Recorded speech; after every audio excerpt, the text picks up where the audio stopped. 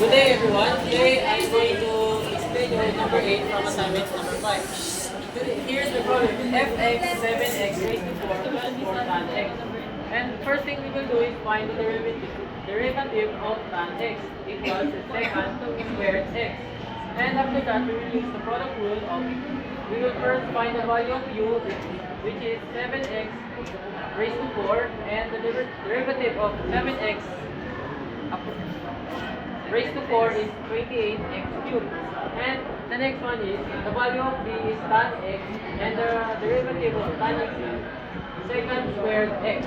And after that, we are going to do is, we are going to substitute, and tan x times 28x cubed plus 7x raised to 4 times second squared x. And this is our final answer as f prime x equals 28x cubed tan x plus 7x raised to 4 second squared x.